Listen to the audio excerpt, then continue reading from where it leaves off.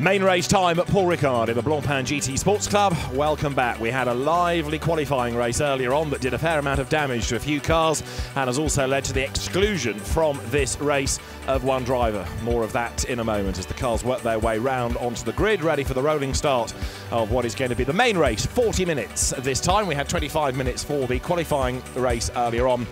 But now more points are at stake. 25 for a win in the main race, not just 8 as it was in the qualifying race. And this, the 6th race of the championship, will have the qualifying race winner, Anthony Pons, on pole position with Daniele Perfetti lining up with him at the front. Pons it is who leads the championship from Cedric Lima, who has copped a big grid penalty for causing a collision going for this race. Daniele Perfetti is the man 3rd in the championship. John Minshaw, absent, is 4th ahead of Carrie Moget. And Nico van Dierendonck missed the first race, but hopefully is going to do the second. He was feeling a bit under the weather this morning, but now hopes that he will be able to start this race from the back of the grid. So we'll keep an eye to that. As you look further down the championship, poor Patrick van Glebacker was eliminated after being driven into, effectively, by Alex de Mergian in the earlier race at this part of the circuit, the chicane on the Mistral.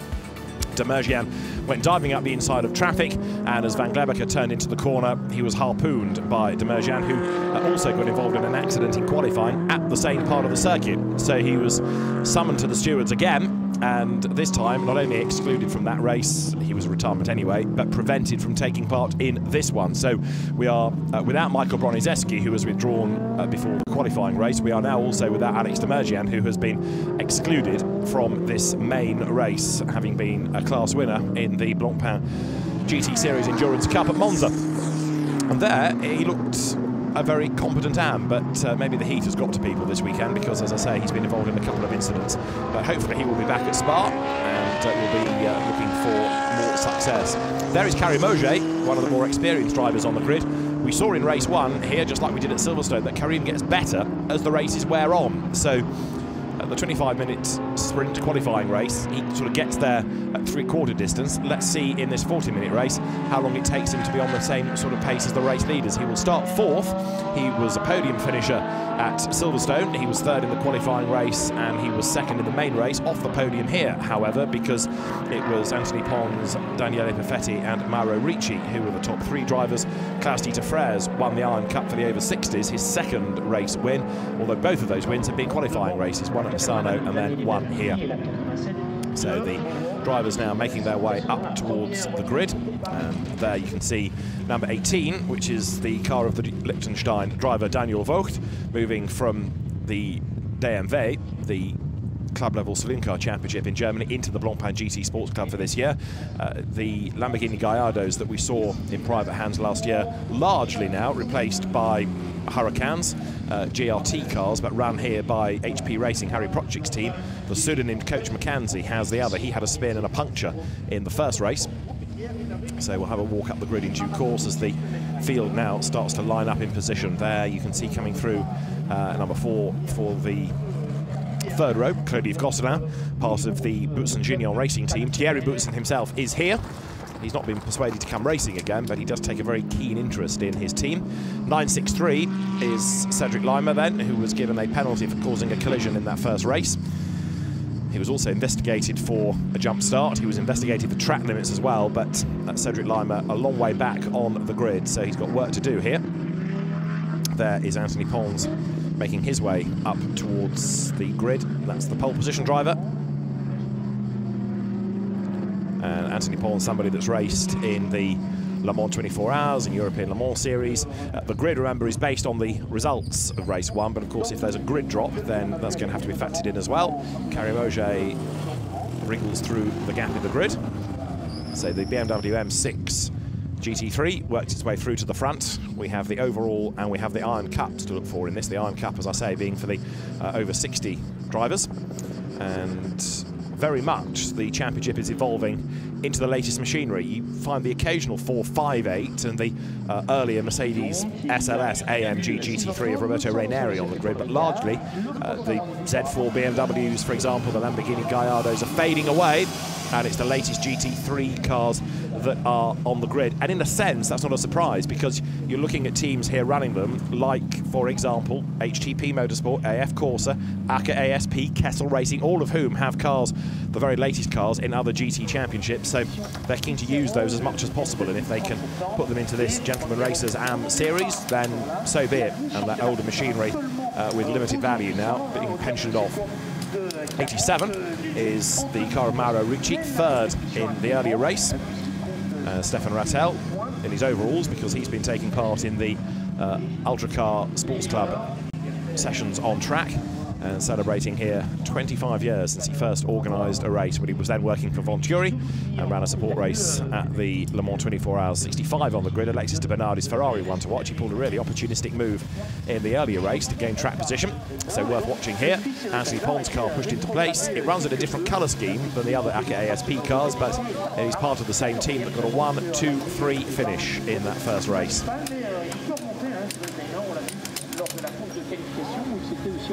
Well, that's tightening on the pole car. There is Daniele Perfetti, the former British GT champion, lining up second on the grid.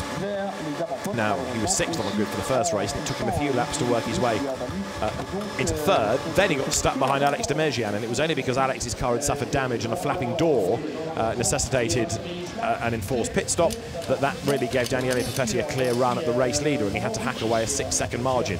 Here, starting on the front row, I suspect Perfetti is going to be the man to beat in this race, but Anthony Pons will do his best to stop him, that's for sure, but I think even he admits that it's going to be a very tall order.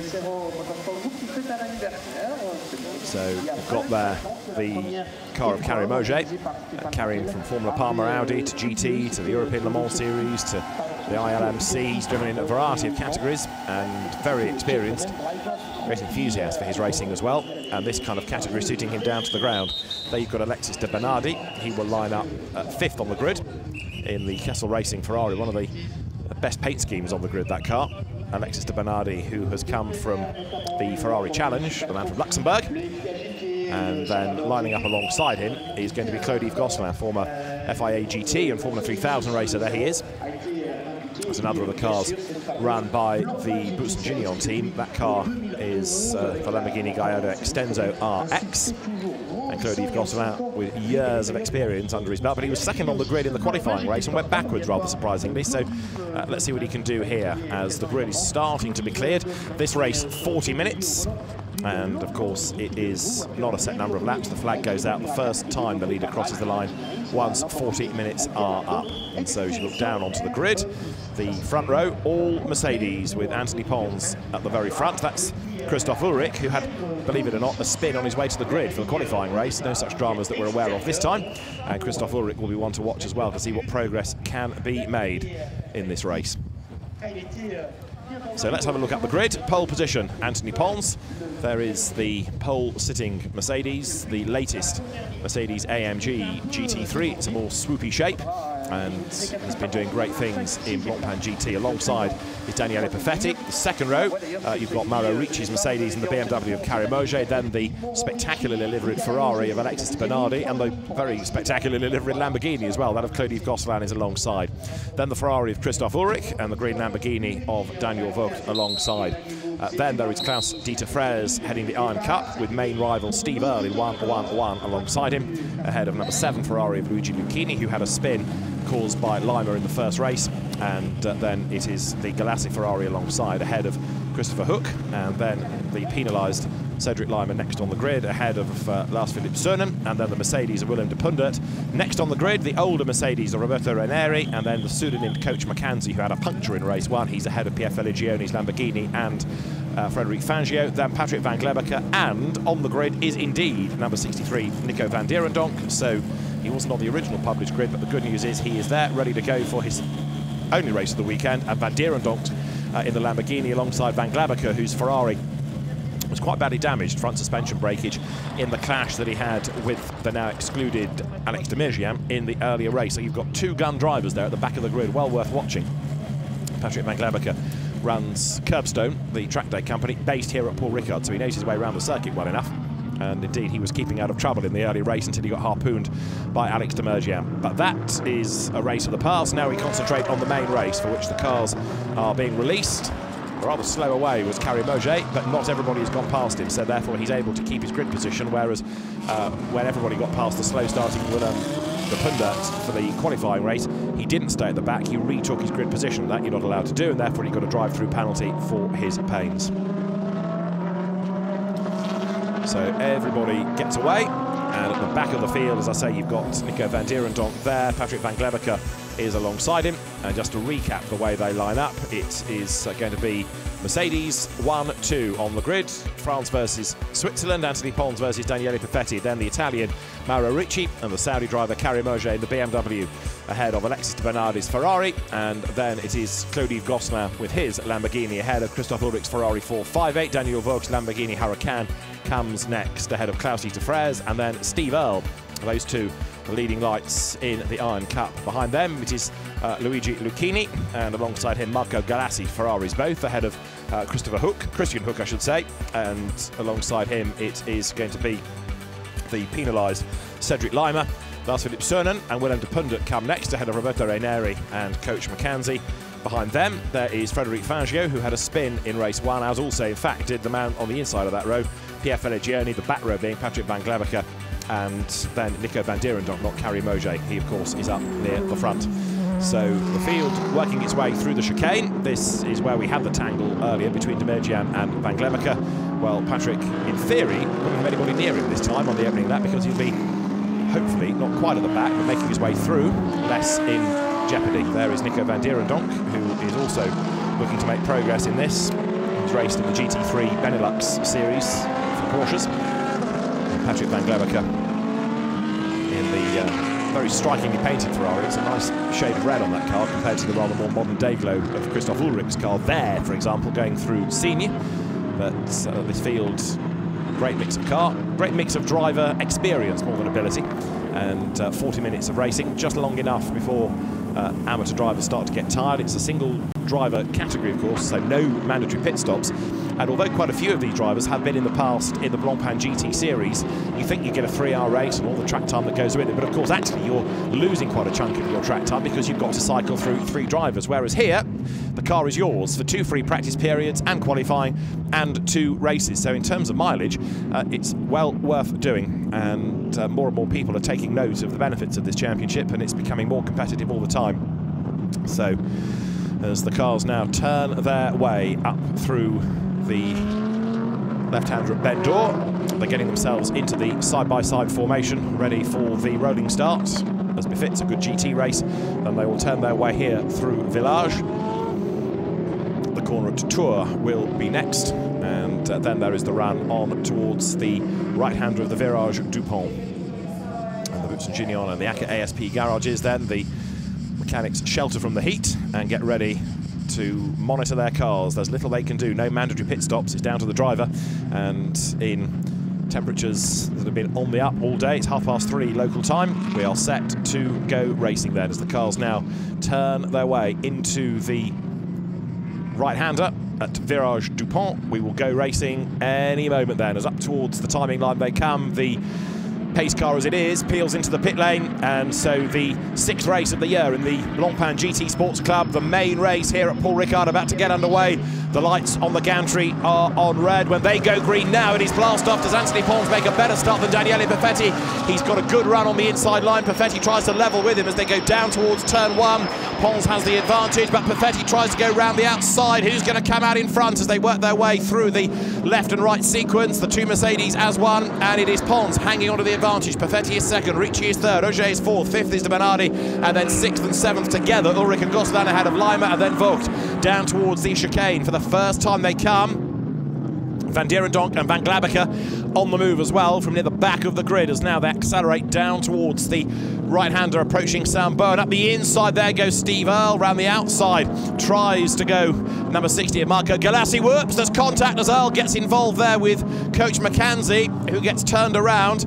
just as he had a spin on the first lap of the qualifying race, he's had a spin on the first lap of the main race. Rejoins now with a bit of bodywork stuck under the car by the look of it that he's run over. Not necessarily his, that was dropped as he was trying to recover. And so now the leaders work their way onto the Mistral straight, side by side there, Galassi versus Gosselin into the braking zone. Alexis de Bernardi coming under attack, and Claude-Yves Gosselin trying to hang on to a place as well, because right with him now there is Klaus-Dieter Freres, number 3 Ferrari.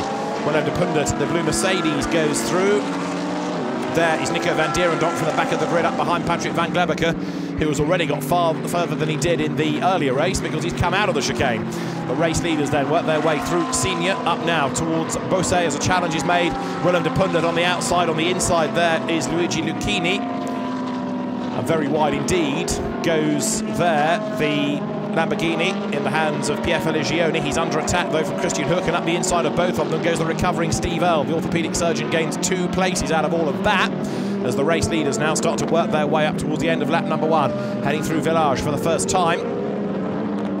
33 Ferrari is Christian Hook, one of the older Ferraris, a 458, and Lima now onto the back of Christoph Ulrich. So the Lamborghini, run by the Auto Vitesse team, goes through on the inside line.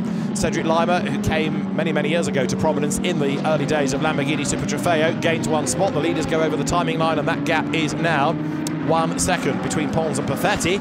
So surprisingly, Daniele didn't get the lead at the start and hasn't actually been able to fight back on the opening lap. Maybe realising that it's a 40-minute race, he's biding his time a little bit in hot temperatures externally, hot cockpit temperatures as well. And as the leaders now go through turns 1 and 2, they're coming under attack. It's Feligioni because he's got right on his tail now. Christian Hook.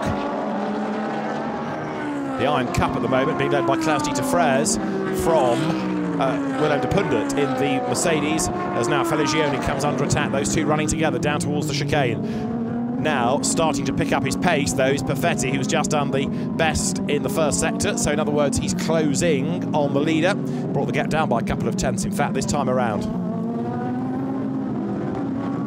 There is the leading Mercedes. Pons it is behind the wheel. Perfetti second.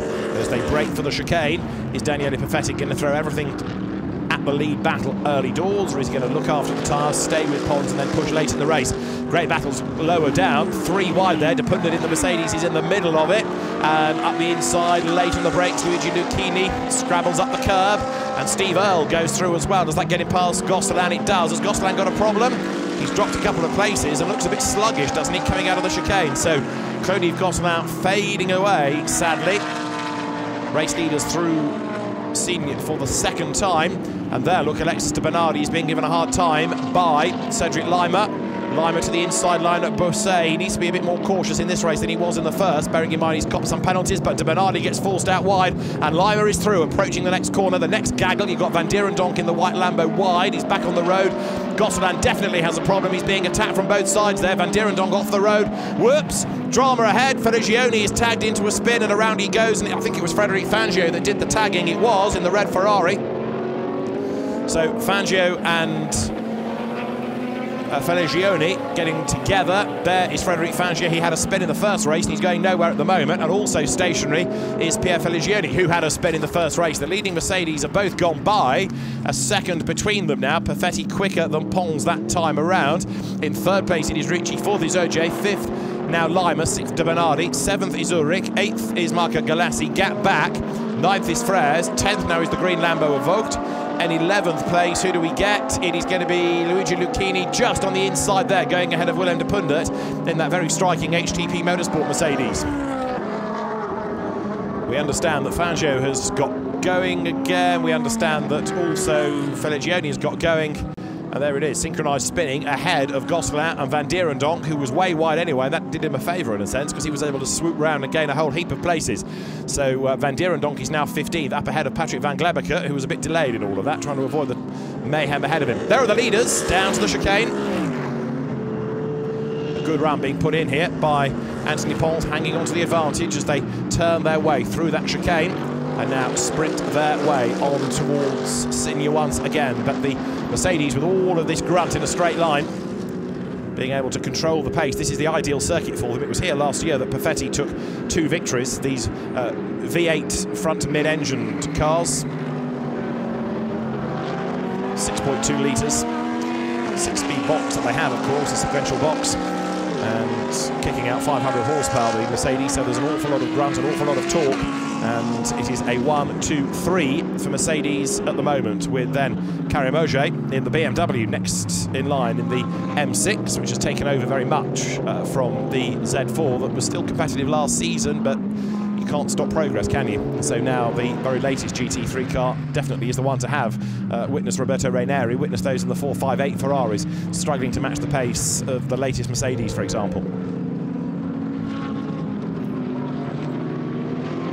So there over the timing line, Anthony Pons, Daniele Perfetti staying with him. Anthony Pons said at the end of the first race he was conscious it was going to be a hard battle coming into this event, but I think Daniele Perfetti is biding his time. He's not pushing too hard too soon, mindful of needing to look after the tyres, mindful that the car he's driving has also had a hard weekend because it did the 6-hour race, or the bulk of it didn't actually get to the end, but it did the majority of it last night.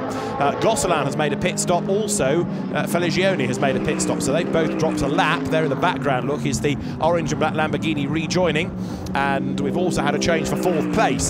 So Categorisation here has fallen back behind Cedric Lima. Down through the chicane they turn. The number 2 BMW then sprinting its way up to the bottom of the circuit, where you go right, short straight, right again, and there Alexis Bernardi goes through to put a lap on Pierre Feligioni, keeping out of the way. So from the Virage du Camp to the Virage de la Saint-Bonne, and then through L'École on here to the Mistral straight, which is broken by the chicane for the purposes of this championship. So brake hard, turn left. It's a short straight really, then you turn right, and then it's a more gradual blend back onto the Mistral. So the tight entry to the chicane to slow you down, and then a gradual rejoin to build the pace back up again. There, third is Mauro Ricci, but he's coming under more attack, isn't he? Cedric Lima behind him is getting closer all the time, and Cedric Lima in the Lamborghini, number 963, inching up onto the back. Categorisation in the BMW there, 5th. And in 6th place, it's Alexis de Bernardi, but he's got a whole fleet of Ferraris behind him now. Christoph Ulrich is behind him, and then also Marco Galassi. Ulrich through, and Marco Galassi in the rather more scarlet livery, the 3rd of those Ferraris, the former Italian GT racer, but Christoph Ulrich turns through in his AF Corsa run car. AF Corsa having a whole fleet of cars in the Blancpain race yesterday, plus cars in this, just like Kessel Racing does, just like HTP Motorsport does. And Christoph Ulrich now has got himself onto the back of Alexis de Bernardi, so fighting for position here as they work their way up through Virage du Pont, and now sprint over the timing line. So the gap between the leaders, 0.8 of a second on that lap, with the gap up by 200ths, therefore, Pons to Perfetti. In 3rd place is Mauro Ricci, who might be on borrowed time here because Cedric Lima goes through and is again fractionally quicker. He's chipping away. He's also taking Categorisation with him there in the BMW in 5th place. 6th still Alexis de Bernardi, and then you've got Ulrich from Galassi. 9th is Klaus-Dieter Frères. There is Daniel Vogt going through in the Harry Prochik run Lamborghini. And a lap down, those 2 Lambos at the head of the queue. So 6 and 4, Feligioni and Gosselin, both run by the Boutsen-Gignon team, have pitted and lost a lap. So discount them from the battle. They're having their own squabble, of course, which almost gets in the way, does it not, of the Ferrari there, which cannot find a way through. Luigi Lucchini looking to get past the traffic, but the traffic's so busy squabbling, they're in danger of getting in his way. They are in the way. Gosselin has got ahead of Feligioni. That's a change for 21st place. And now Luigi Lucchini, who is 9th, is absolutely stuck and he can't find a way past them. He's got Klaus-Dieter Frères and then Daniel Vogt right up behind him. Feligioni really needs to let them go by here. He knows he's a lap down. He knows these aren't fighting him for position. As round the outside comes Klaus-Dieter Frères, number 3, Iron Cup winner in the qualifying race. There's Daniel Vogt in there as well. The Liechtenstein driver in the green Lamborghini pulls to the inside, but is he going to be able to gain ground? He's not. Gosselin trying to get away. But Feligioni still not having dropped his lap to this traffic behind him, and now they're going to have to try and dive bomb him up the inside. Ooh, 1 goes through, so that was Klaus-Dieter Frères, who's got himself up past Lucchini, who really has lost out in all of this. He's still stuck behind the traffic and he still can't find a way through, and he's lost a place overall as well. Good effort by Klaus-Dieter Frères, though, the former Historics racer, to go through. It was opportunistic stuff, as there is Gosselin then. He's now frustratingly running on the same pace as this group, but a lap down. Feligioni runs a little bit wide, but there's no absolutely no need for him to be defending like this. He's in last place, and there Daniel Vogt dives up the inside of Luigi Lucchini. Also through on the inside has gone Steve Earle's Ferrari, and finally Feligioni gets out of the way and lets them through, but that has certainly affected the lap of one or two of them, notably Luigi Lucchini, who's lost time and places. So Pierre Feligioni falls to the back of the field now.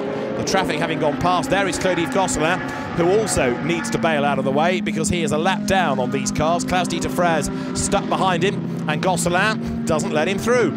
Claude-Yves Gosselin, very, very experienced racer, so surely he knows he rejoined in last place and these people are a lap up on him. Surely. Over the timing line, he defends, look, moves across to the middle of the road.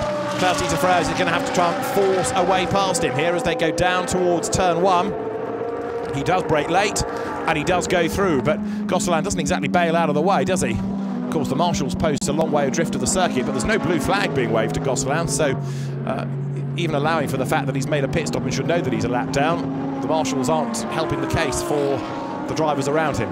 In super slow-mo, Anthony Pons, who's 7/10ths up now on Daniele Perfetti, coming through the final corner at the Virage Dupont. We've also got Nico van Dierendonck being warned about track limit abuse in his white Lamborghini that is currently in 16th place from the back of the grid. There going through is 89, Daniele Perfetti. So he's still second, but look, he's now closer than he has been all day, whether it's this race or the qualifying race, to Anthony Pons. We've had the first 10 minutes done, so 1/4 distance already long completed, and as the battle rages on behind, Daniel Vogt is ahead of Christian Hoek. There is Patrick van Glebbeke, 488, the red Ferrari ahead of the blue Mercedes and Willem de Pundert. The next target for van Glebbeke is Hoek as they come back onto the Mistral. So where are they squabbling for here? 13th, 14th, 15th, those cars. Patrick van Glebbeke is making progress, but he's finding life a bit tougher these days. He was one of the initial front runners in this championship, but of late, van Glebbeke finding life harder to progress up the order. Claude-Yves Gosselin still running at the same pace, still therefore keeping the traffic stacked up behind him. And Cedric Lima is the other man on a mission now because he's doing absolute bests in sectors. The race leaders have just gone across the timing line, 7/10ths still between them. There you can see in replay, Gosselin getting in the way of Klaus-Dieter Frers, the 21st place car, defending from the car in 9th.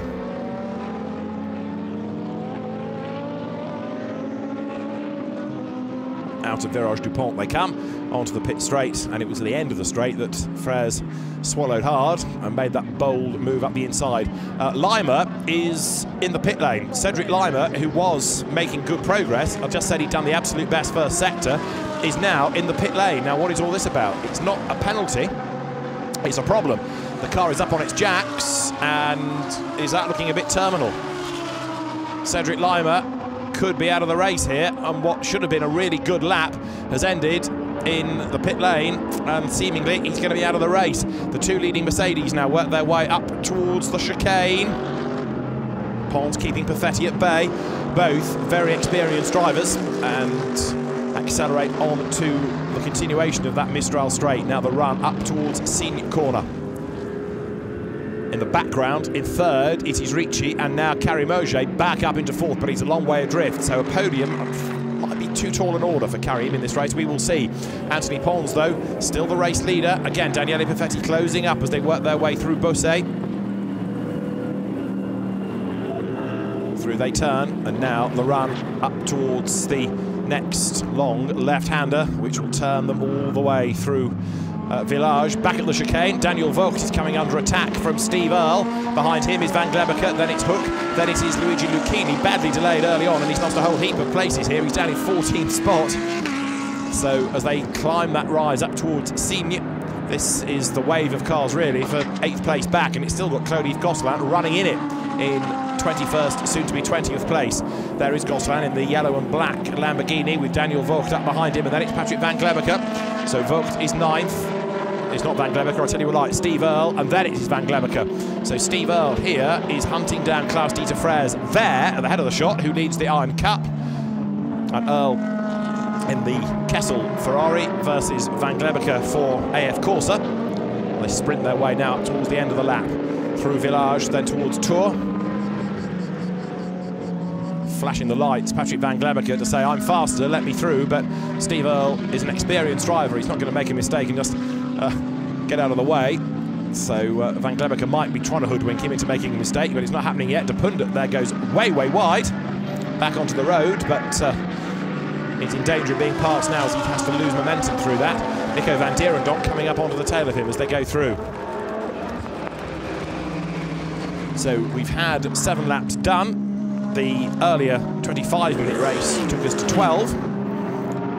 Factor that into a 40-minute race, as there are the 2 leaders. It is still Pons ahead of Perfetti, but with all due deference, we've not yet really seen Daniele darting around in the mirrors trying to distract the leader, have we? He's quite content, it seems, to just sit there for now, stay in touch, and then push hard late in the race, maybe in the final 10 minutes, and start to make that move. We're approaching half distance then as they work their way through Senior once again. Turn right, short straight, then into Beausset, this long, long right-hander. So do you go wide into the first part and then tighten the line? That's what Pons tries to do.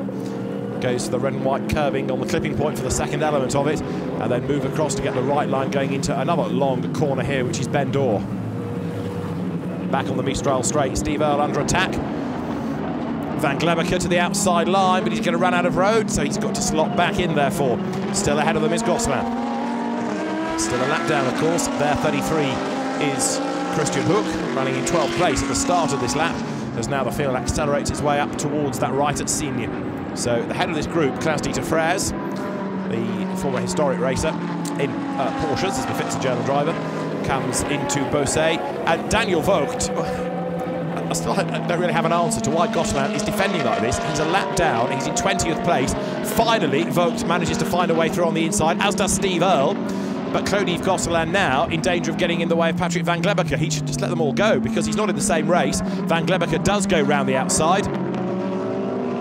So thankfully he's not been impeded too much, but Daniel Vogt has been stuck there for lap after lap after lap, and now he's got to try and repel the challenge of Steve Earle behind him. The next one to come up and have a go at the lapped car is number 7, which is Luigi Lucchini. Does he make a move to the inside? No, not at Virage Dupont, he doesn't. Steve Earle's very, very smart Kessel Ferrari comes out of Virage Dupont over the timing line. So the leaders have done 8 laps, and there, look, Lucchini, who is having absolutely no joy at all with the traffic in this race, is now the one who's going to try and force away past Gosselin. Look, who moves across, defends the place on the way down towards turn 1. Daniel Vogt staying ahead of Steve Earle in their battle for 9th and 10th places. And Gosselin, there he is in the yellow and black Lamborghini. He's keeping at bay the car in 12th place. So Luigi Lucchini, who equally may not realise it's a back marker, trying to find a way through, but as I say, there are no blue flags being offered to Gosselin, so the marshals don't, in that respect, have an ability to help the drivers who are trying to find a way past on the lead lap. There are no blue flags there to indicate to the back marker that these are faster cars around. So Van Glebeke, having finally got through, is on the back now of Steve Earle. They're both hustling on in pursuit of Daniel Vogt, and there is the race leader, Anthony Pons. Even though Perfetti has done the absolute best middle sector, Pons looks like he's got a slightly bigger gap this time. Battle on up towards the chicane as Vogt looks to the inside line against Frers. Van Glebeke right up behind Steve Earle now. And a replay here coming out of the Virage Dupont of Claude-Yves Gosselin going wide. The older shape, more angular shape of the Gallardo ahead of the newer Huracan of Daniel Vogt. And then you've got Earle, you've got Van Glebeke, you've got Hook running wide, and that's Willem de Pundit. I think we saw that earlier when he went very, very, very wide coming out of the last corner. But back on, and he's still running in 14th place. Right, Daniel Vogt about to make a move against Klaus-Dieter Frers, through on the inside line. Easy does it. So Daniel Vogt goes through, and that puts him 8th now.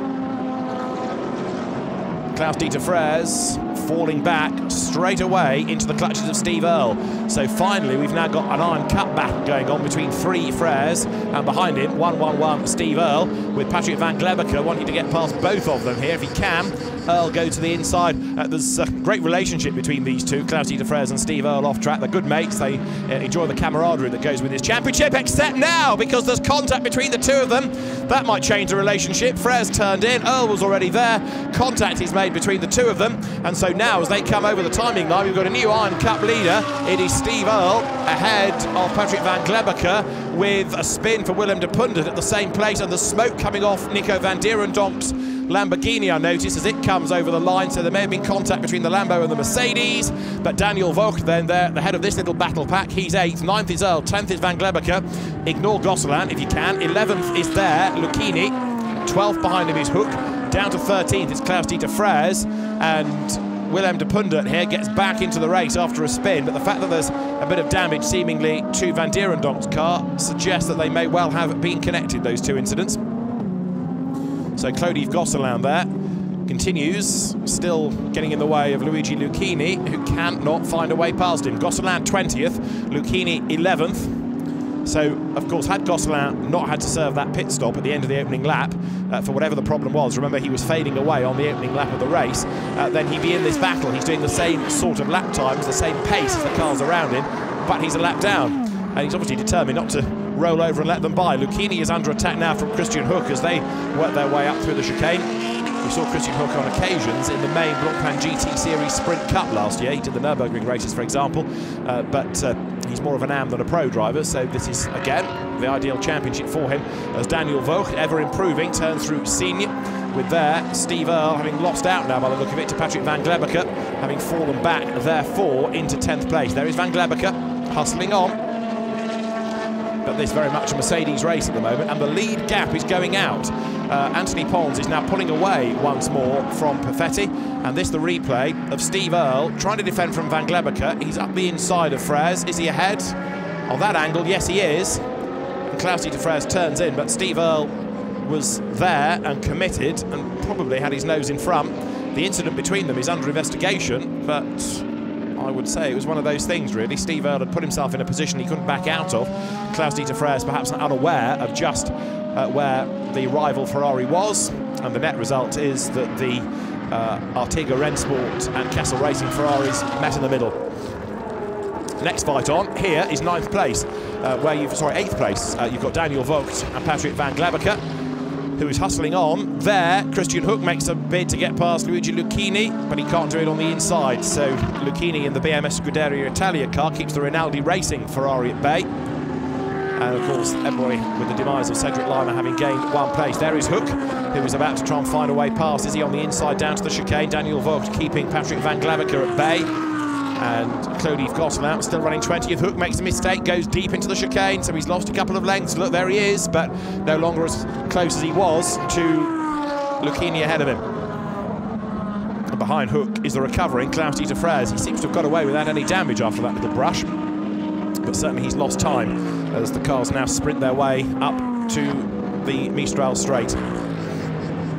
Now there's the leader with increasing margin, it seems, over Perfetti, Anthony Pons. Daniel Vogt keeping Van Glebeker at bay as they turn their way through the chicane. Whoops, mistake made there. That's Lucchini getting it wrong. Off the road and back on again. And of course, that was as he was trying to lap Claude-Yves Gosselin.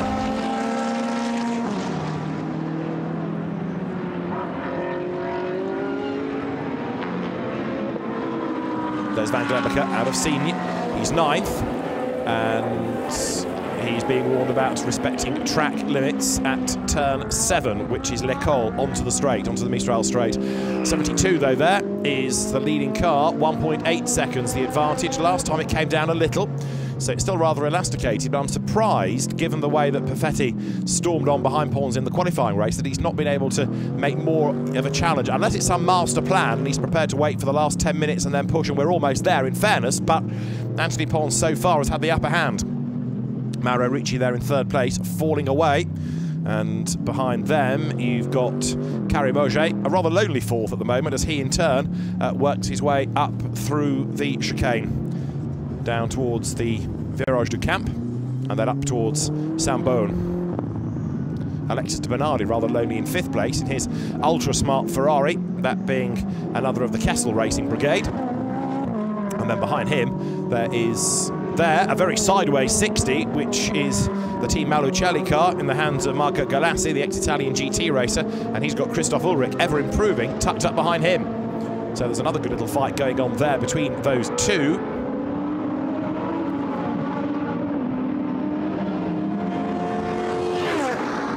Onto the Mistral comes the fight for 6th place, Galassi versus Ulrich. Ulrich for AF Corsa. There is the Team Malucelli entry. Marco Galassi at the wheel of it. And the fastest lap of the race still claimed by Anthony Pons, who still has this advantage up front. Alexis Bernardi, probably the loneliest man in the race at the moment, working his way through senior. There is Daniel Vogt, 8th. Patrick Van Glebecker still in 9th place. Can't find a way by. Sprinting their way now out of the chicane, back onto the Mistral straight, speed building as they head up towards senior. And look, Gosselin is still getting in the way of Luigi Lucchini, who try as he might, just cannot find a way past him. So Gosselin in 20th spot. We've now got a driving standards flag for Coach McKenzie for disrespecting track limits. But the Ferrari fight here remains an intense one for 6th place, where Marco Galassi keeps at bay Christoph Ulrich, and they turn now into the right-hander at Virage Dupont. Whoops, bit of a wobble from Galassi, that sends him out wide. So does that give Ulrich, with better momentum, a chance to challenge as they come over the timing line? Battle for 6th you're looking at. Through they come. Ulrich not really near enough to have a go, is he, as they work their way past the pits now. Through they come into the braking zone for turn 1. They'll go through that left-right sequence at Verrières, and then there's the short straight that takes them down to the chicane, and then the Virage du Camp and the Virage de Saint-Beaune. Up front, the leading gap is 1.6 seconds, so Pons still looking ever so strong up front. There is Daniel Vogt, who has managed to maintain this advantage over a hard-charging Patrick Van Glebecker up from the back of the grid, but now he's a bit stuck, isn't he, in 9th place, Van Glebecker. Curbstone boss looking to try and wriggle away past the Lamborghini Huracan, but Vogt, the driver from Liechtenstein, hangs on to the place. Van Glebecker tucked up behind him then. The Belgian driver works his way through the chicane, but the HP Racing Run, GRT provided Lamborghini Huracan, hangs onto the position as they come now along that little link up towards Saint-Beaune through the right-hander.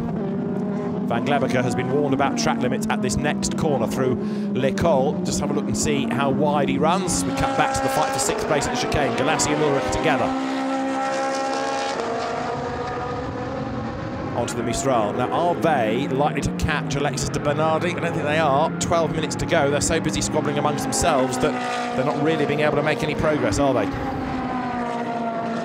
They turn through together now.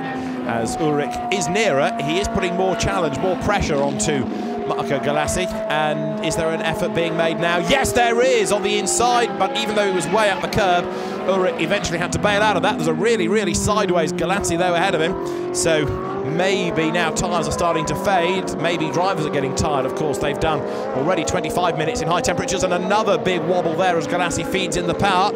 The back of the Ferrari steps out, he corrects it, but that's becoming a real handful, that car. And Christoph Ulrich knowing that if he keeps applying the pressure, the man ahead of him, Marco Galassi, may well end up making a bigger mistake and just leaving the door wide open. Here they come out of Virage Dupont again. Galassi is wide, he's looking ever more scrappy, isn't he now, as the pressure starts to tell.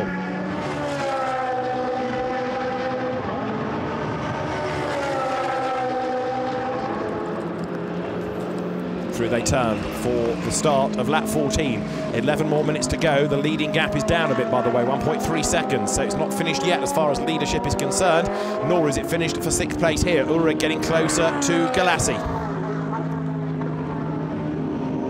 Through they come together, down towards the chicane. And there, Ulrich to the inside, he's up the curb, he's alongside, is he going to be able to make it? He's on the outside for the next corner, then it will become the inside. He should get the job done here, he does, but there's contact as Galassi turned in. Ulrich goes 6th. Committed move that, stood his ground all the way through the chicane. I fear the contact was inevitable really, but there it starts, look, 2 corners back. He couldn't get the job done, so Christoph Ulrich stays alongside. Both gave the other racing room. They get to the next corner down at the Virage du Camp. Ulrich, he does go a bit deep into the corner in fairness and comes across the line that was going to be taken by Marco Galassi, but it certainly wasn't intentional. It was just arriving very quickly and breaking a fraction later. And so Ulrich is ahead. One of those things, I suggest that is, really, between the two of them. It certainly wasn't a deliberate biff out of the way by Christoph Ulrich, and the two of them now accelerate their way up towards senior.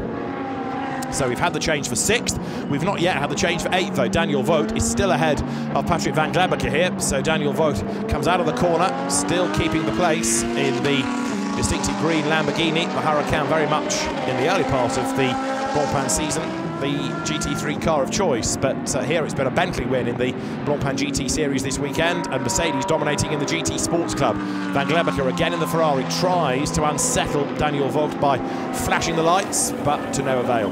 Behind, we've still got Steve Earle ahead of Lucchini, with Klaus-Dieter Freres having lost a place now to Nico van Dierendonck after the clash between Earle and Freres a few laps back. So there you've got Daniel Vogt versus Patrick Van Glebacker, Liechtenstein versus Belgium as they turn their way through Village towards Tours. And these two running together as they have done for the last 5 or 6 laps or so. There are the race leaders. Through goes Anthony Pons, 11/10ths the margin, so it's coming down just a little, lap by lap. We're into the last 8.5 minutes, give or take, and so now Perfetti perhaps is starting to turn up the whip once more. The confectionery magnate, former British GT champion, Italian Clio racer, very, very varied CV that Perfetti has, and he's been a regular on and off over the years in the Blancpain Endurance Series. Turns now through Signes. Goes wide over the curb, he gets back on again, but still Anthony Pons maintaining this advantage. And we've just had into the pit lane also, number 63, Nico van Dierendonck. I mentioned a couple of laps ago there was a bit of smoke from the Lamborghini, so Van Dierendonck's not very happy visit to Paul Ricard has got no better for him. It looks like retirement beckons for him as Vogt keeps Van Glebacker at bay. This time it's the Ferrari that gets a little bit snaky coming out of the corner. And Steve Earle is going to be given a drive-through penalty for causing a collision. So the Iron Cup leader, Steve Earle, a drive-through penalty. There is Nico van Dierendonck back into the race after a very quick pit stop. But look back behind this traffic, there is Vogt, there is Van Glebacker, and then there is Steve Earle, and it's Earle leading Iron Cup with a drive-through penalty for causing a collision.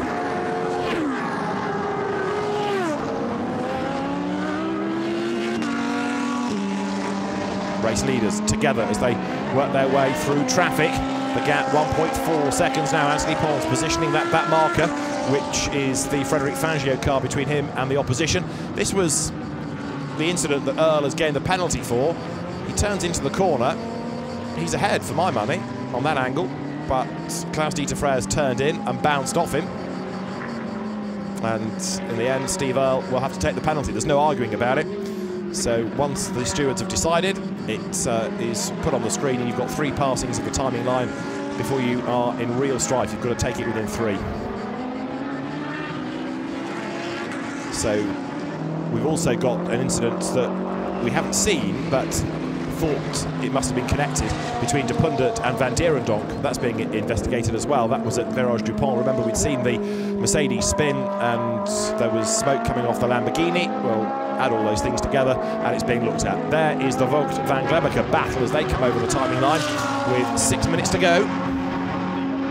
And there is Steve Earle coming in to serve the drive-through penalty. So that should now give Klaus-Dieter Freres the class lead back, keeping an eye out of the window to see where that Ferrari is relative to Steve Earle, who's making this sort of walk of shame down the pit road.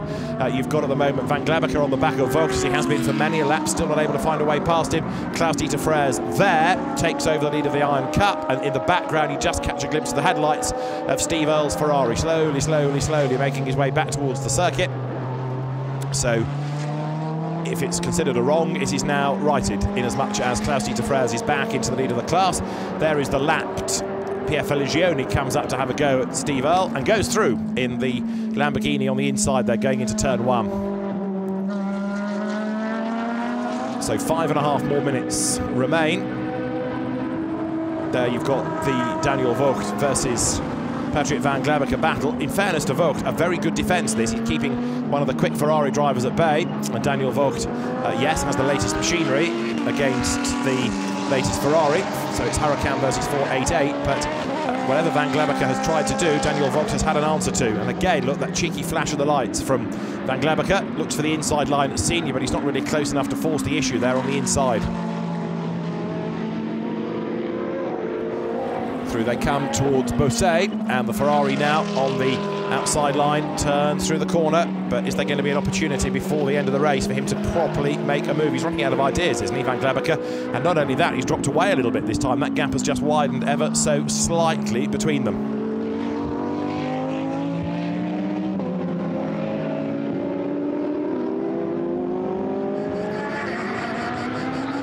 they turn their way through. There is 488. So you've got the hard-charging Patrick van Glebaeke, but he's just dropped away slightly from Daniel Vogt this time.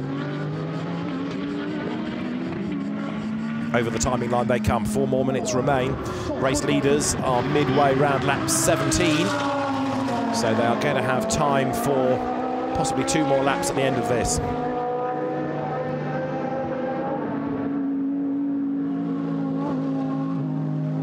There is the race leader, Anthony Pons, getting onto the back of Roberto Raineri's Mercedes, the older SLS AMG GT3, and tucked up behind the leader. And this could be a crucial moment for Perfetti, because off the road goes Anthony Pons, bouncing over the curb, and Raineri getting in the way, eventually gets muscled past by Anthony Pons, but again it's a back marker helping the leaders not one jot there. Anthony Pons had to force the issue, and now Perfetti all up the curb as he comes carving away through. So 1 or 2 of the slower drivers perhaps not being as focused as those in pro racing, and there Anthony Pons has a big scare, and he's also lost his lead, so the gap has disappeared against Perfetti. Here they come onto the pit straight.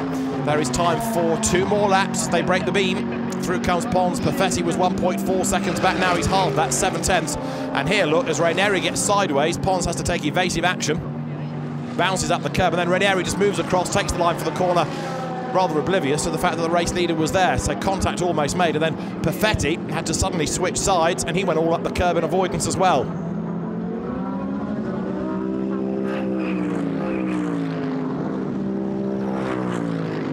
So 72 there, which is Anthony Pons, keeps Daniele Perfetti behind him, but for how much longer? 2.5 minutes just over remain, and there is Daniele Perfetti then, the second-placed, very experienced Swiss driver, chasing another experienced driver, Anthony Pons, who's been on the Le Mans 24-hour grid in the past. He's raced in French GT, in ELMS, another man with a very long and busy CV, but new into Blancpain GT Sports Club this year, part of Jérôme Policon's Autosport Promotion team, ACA ASP, and works his way into the chicane, the clock ticking on down, but behind him and inching up all the while. Oh, Van Glebaeke has spun now at Virage Dupont. I was going to say inching up all the time is Perfetti, but Van Glebaeke from 9th has had a big lose at Virage Dupont and now has to sort himself out, losing place after place after place. Here are the race leaders then, with 1 lap to run at the end of this. Through Signes they come. And Van Glebaeke is back in the right direction. There's the leading car. So Anthony Pons has led, surprisingly actually, in fairness, since the lights went out, despite the fact that everybody expected Perfetti to run away and hide with these races. But Anthony Pons has been able to maintain an advantage. There's another flash of the lights, because now they're coming up to the Lars Philipp Sonnen Ferrari. That will need negotiating in a moment, as Willem de Pundt's Mercedes turns through down in 15th place. The 2 leaders both go through, so Perfetti almost within striking distance, finally. But he's going to have to make a move if he can do it at all on the last lap, which they will start right now, coming out of the Virage Dupont over the timing line. Last lap beckons for the race leader. Anthony Pons now knows this is going to be a very tough last lap, because Perfetti will get a bit of a toe here in a straight line and inch up. He will do exactly the same on the Mistral straight. Into turns 1 and 2 at Verrières they go. And now accelerate down that short straight that takes you to the chicane. Wide up the curb goes Pons. He avoids those track markers, however. Behind him is Perfetti, and they're all a long way clear of Mauro Ricci in 3rd place. It's another 1-2-3 for ACA ASP, but these 2 long gone as far as anybody else is concerned. The Mercedes to be lapped is run by HTP Motorsport, another top GT team, and Willem de Pundert hopefully will get out of the way of the race leader. Anthony Pons does not need traffic in the way now. He wants to focus on winning, not having to defend. They sprint through L'École onto the Mistral straight, and Willem de Pundert then accelerates along the straight with the race leaders behind. There is a blue flag, thankfully, so the message is given to the slower car. The next marshal's post has the blue flag as well. And through goes Pons. And what about Perfetti? Is he going to be able to drag past in a straight line? He brakes late, he does go through, so the race leaders escape the traffic, but that perhaps has affected Perfetti's last real chance, because they were all focused on getting past the back marker, and so Perfetti wasn't able to concentrate exclusively on passing Pons for the lead. Now they make the run up towards Signes. They will turn into that right-hander together. turning their way through. It is still 72 then that leads the way. Anthony Pons, if he can do the double here, it'll be a very impressive display indeed. John Minshaw won the 2 races at Silverstone. He was there really just getting in some Silverstone Grand Prix circuit experience for the British GT 3R race a month later. But Anthony Pons committed to this championship, won the qualifying race at Misano. The main race there was won by Perfetti, and he's going to shadow Pons up towards the last corner. But I think Anthony Pons, in fairness, has done enough. He's been able to maintain the pace, maintain the gap race long. They come now through Tours, the Virage du Pont beckons, and is Perfetti close enough? Well, there's a waved yellow flag, can you believe, at the last corner, so that will preclude any overtaking opportunity. There's a car that spun just out of shot, as up towards the checkered flag, and a second win of the day. Anthony Pons wins in the Blancpain GT Sports Club at Paul Ricard. Daniele Perfetti takes second, and third, a long way back. It's going to go the way of Mauro Ricci, the lapped Mercedes. In the background is Willem de Pundert. Lars Philip Sonnen gets going behind. I think he might have been the spinner. There is Mauro Ricci. He will come through for 3rd place. And behind, it is going to be Carrie Moget for 4th. 5th ought to be Alexis de Bernardi, and then Christoph Ulrich to round out the top 6 in a race where lots of people had really mixed fortunes. And there, Carrie Moget on his way for 4th position. The BMW just not quite being as pacey as the Mercedes here. You kind of think it's the same sort of GT car, big, grunty, but Carrie Moget through for 4th. So he misses out on a podium, unlike at Silverstone, where he got 2 podium finishes. Has he got a problem at the end? Because that car almost seemed to coast over the line. Yeah, his last sector was about 6 seconds slower, and his last lap was about 10 seconds off the pace of the leaders. So either Carrie Moget just backed right off, or he's got a problem.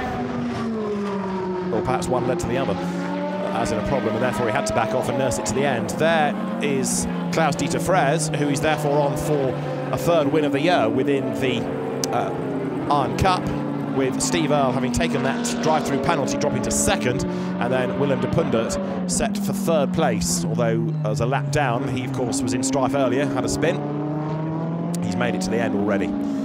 So to the checkered flag comes Klaus-Dieter Frers. He'd be pretty happy with that, I would have thought, because winning the qualifying race, put a huge smile on his face earlier on in the day. To win the main race, well, he won't be overly impressed about the contact, but the situation was dealt with by the stewards, and so Klaus-Dieter Frers makes his way up towards the line, back into the lead of the class, and a 3rd Iron Cup win of the season, with Nico van Dierendonk heading behind for 13th place there in the white Lamborghini from the back of the grid. And there is Steve Earle, 14th, the last unlapped driver after his drive-through penalty.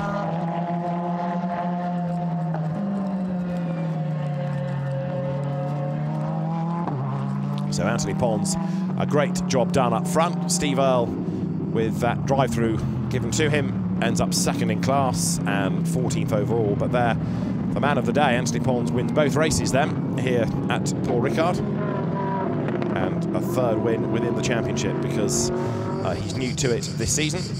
Daniele Perfetti taking 2nd, and Mauro Ricci taking 3rd. The same top 3 as we had in race 1, and the same Iron Cup winner as we had in race 1 as well, with the next stop being Spa for these drivers.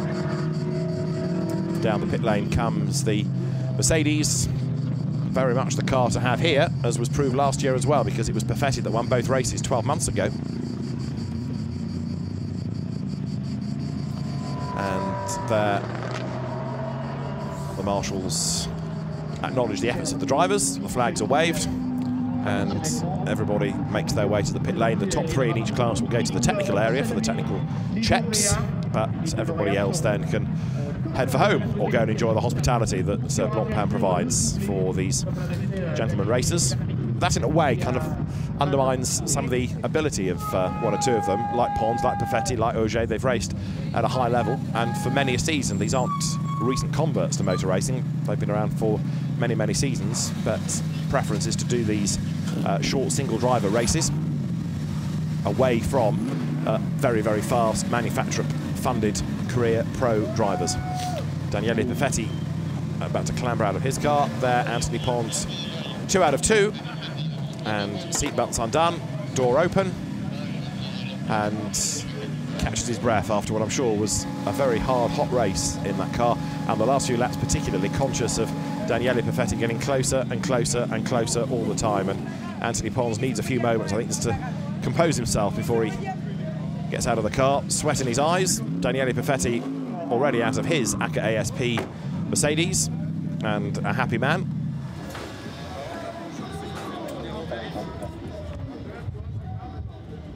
The Swiss driver will take off the hands device, take off the helmet, and in the breeze that we have at Paul Ricard, which is very welcome, finally get some fresh air. There is Anthony Pons. He's got his breath back now, but a very hot race it has been, and very, very hard work as well.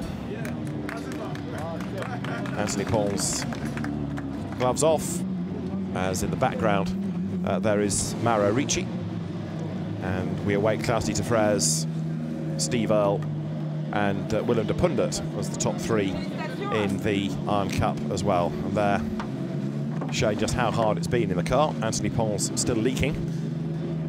Gets his breath back, gets some very welcome fresh air. Winner's cap on, and then walks over to thank the team and embrace Daniele Perfetti, who chased him home. Mauro Ricci for third place. A good day for ASP. 1, 2, 3 in both races, but Mauro Ricci not being able to maintain the same pace as his two teammates. But Anthony Pons, a very well-deserved winner here at Paul Ricard. Anthony, well done. It looks like Daniel wasn't giving you too much trouble. You seem to have control pretty much all the way throughout the race. Yeah, I mean, Daniel was pushing so hard at the beginning, and then I managed to have a little gap, so I could breathe a little bit better in the car. And then I saw he came back again, so I had to fight back again. And at the end, we have a little bit of issue with the traffic, but we were fighting so hard. I think the guys, they saw the blue flags, but they just stayed on the line. But anyway, I hope I didn't damage the car so much, but I didn't want Daniele to be in front of me today. Well done. It's a good day for you. Thank you. So Daniele Perfetti has to settle for second place, but Anthony Pons takes on some liquid. And a great day it has been for the experienced Anthony Pons in the Iron Cup. Klaus-Dieter Frers takes the win, and he and Steve Earle will have a conversation, I'm sure. There's Steve Earle, helmet off. Disappointed, no doubt, to have been given that drive-through, but he's still smiling, the mustachioed American. Takes on some water. Instead of drinking it, pulls it down his neck. So Steve Earle, runner-up in the Iron Cup. The overall result, a win for Anthony Pons from Daniele Perfetti and then Mauro Ricci ahead of Karim Auger fourth. It's fifth for Alexis de Bernardi and sixth for Christoph Ulrich ahead of Marco Galassi and Daniel Vogt in eighth place. Ninth to Luigi Lucchini, 10th Christian Hook. Patrick van Gleberke 11th after his spin, and then Klaus-Dieter Frers from the pit-stopping Nico van Dierendonk and the penalised Steve Earle. A lap down, Willem de Pundert ahead of Louis-Philippe Cernan, then Roberto Ranieri ahead of Frédéric Fangio, with Claude-Yves Gosselin and Pierre Feligieri both making pit stops and both a lap and then 2 laps adrift, with the retirements being Lima from mid-race, and of course from earlier on we lost the car of Coach Mackenzie. Anthony Pons then with an increased advantage in the championship. Daniele Perfetti second, with Cedric Lima third, 2 points ahead of Karim Auger. Then it's John Minshaw from Alexis de Bernardi. But the likes of Patrick van Gleberke, Daniel Vogt, and certainly Luigi Lucchini with a lot of work to do. Names like Jürgen Hering and Oliver Morley, for example, appear on that entry, on that standings, because they did one event, Silverstone, for example. They popped in to really get some more track time in anticipation of the Blancpain GT Series race. So don't expect to see them too regularly in this year's championship. But when we have got the entry, it's always been a good one and always given us some good racing. This is how the Iron Cup looks. Steve Earle's advantage being whittled away now. Klaus-Dieter Frers only 3 points behind him. Then it's Louis-Philippe Cernan third, and Willem de Pundert is currently in fourth.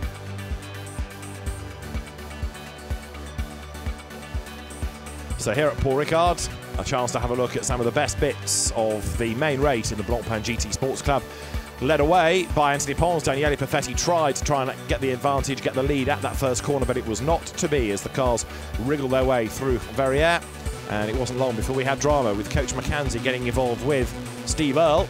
That put Mackenzie off the road He fought back, but with bodywork fouling a tyre, had to make an early pit stop. We then had Claude-Yves Gosselin getting in the way a little bit, and Pierre Feligioni tangled up with Frédéric Fangio when being lapped, and both had a spin, but unaffected by all of that. Pulling away up front was the charging Anthony Pons, Daniele Perfetti trying to go with him, with Mauro Ricci third. And then we had the two lap Lamborghinis getting in the way of Luigi Lucchini, heading down towards the chicane, and Lucchini doing his best to gain places. But then there was drama for Cedric Lima. Having been running in fourth place, he retired to the pit lane as Daniel Volk went through and gained a place on the inside. And then there was contact between Klaus-Dieter Freres turning in on Steve Earle. Earle was deemed to be the aggressor. He got a drive-through penalty and with it lost his class lead.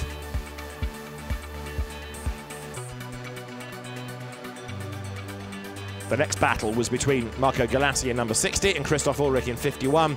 There was this little touch between them down at Virage du Camp as Steve Earle came in to serve his drive-through penalty. Sideways, Roberto Ranieri got in the way of the race leader, but Anthony Pons came charging through. He maintained the advantage, he kept the race lead over Daniele Perfetti, and then Patrick Van Glebacker had a spin heading into the Virage du Pont. It was all self-induced and he dropped back into 11th place. Last lap, a back marker to negotiate, and Anthony Pons did it with style, so he would come through to score the race win. Second, going the way of Daniele Perfetti, and third, Mauro Ricci. The same top three as in the qualifying race, and it's a 1-2-3 for the ACA ASP team. And now attention turns to the podium, where Mauro Ricci for third place is being called forward. For second place, they will be Daniele Perfetti, and the top step for a second win of the weekend, indeed of the day, and a third of the season goes to the French driver, Anthony Pons.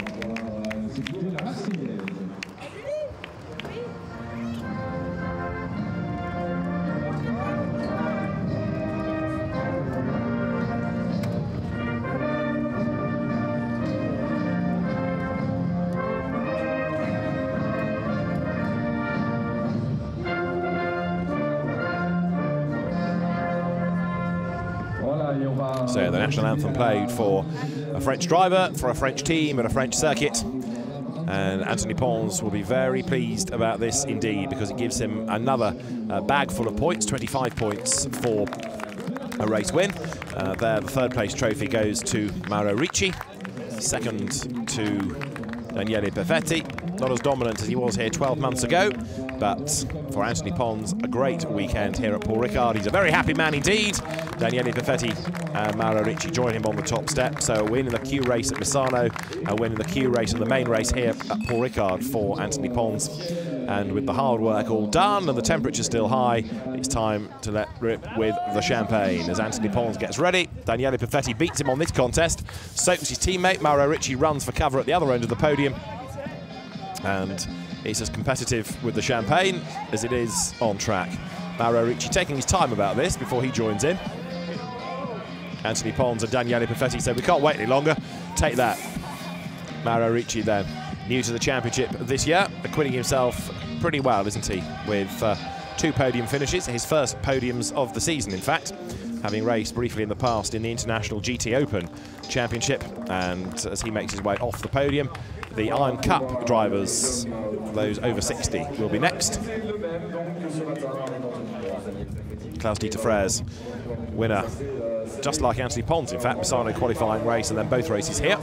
Steve Earle in the background, perhaps a little bit frustrated with that result, but accepting it. He has to accept it, because a drive-through you can't appeal once the stewards have decided. It is there, it's got to be taken. And for third in class, Willem de Pundert for the HTP Motorsport team with the Mercedes. Might have lost Willem de Pundert for the moment. So there he is. Willem de Pundert steps forward. And the third placed Iron Cup driver heads towards the far end of the podium then, with there Steve Earle, who, ever the enthusiast, is still grinning despite the dramas in the race, second place. And then it is a class win, the second of the day, the third of the year for Klaus-Dieter Freres. The German driver scores victory here at Paul Ricard.